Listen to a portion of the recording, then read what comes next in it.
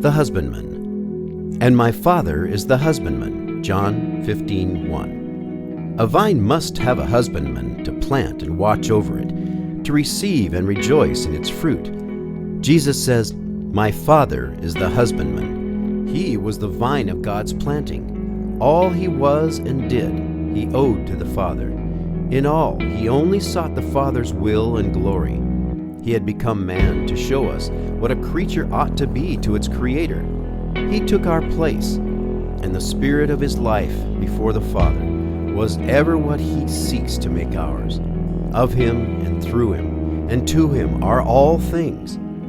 He became the true vine, that we might be true branches. Both in regard to Christ and ourselves, the words teach us the two lessons of absolute dependence and perfect confidence.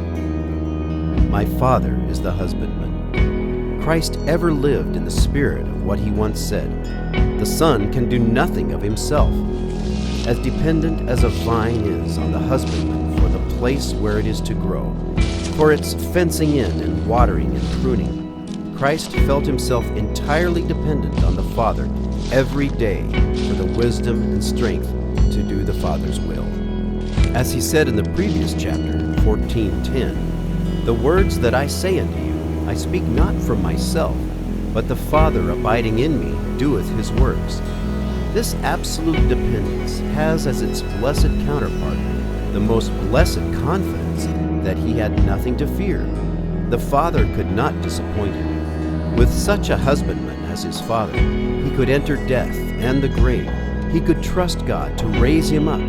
All that Christ is and has, he has not in himself, but from the Father. My Father is the husbandman. That is as blessedly true for us as for Christ. Christ is about to teach his disciples about their being branches.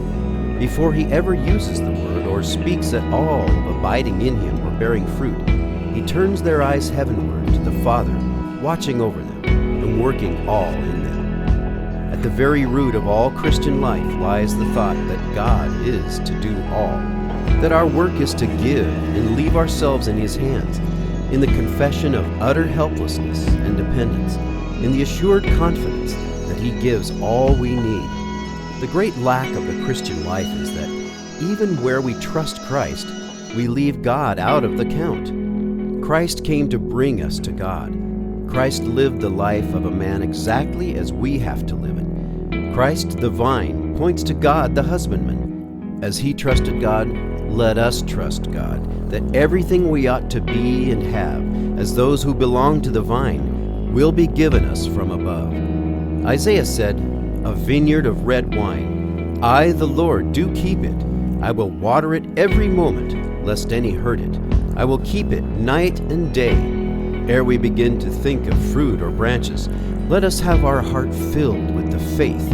As glorious as the vine is the husbandman, as high and holy as is our calling, so mighty and loving is the God who will work it all. As surely as the husbandman made the vine what it was to be, will he make each branch what it is to be. Our Father is our husbandman, the surety for our growth and fruit. Blessed Father, we are thy husbandry. Oh, that thou mayest have honor of the work of thy hands. Oh, my Father, I desire to open my heart to the joy of this wondrous truth. My Father is the husbandman. Teach me to know and trust thee, and to see that the same deep interest with which thou carest for and delightest in the vine extends to every branch, and me too. End of chapter 2.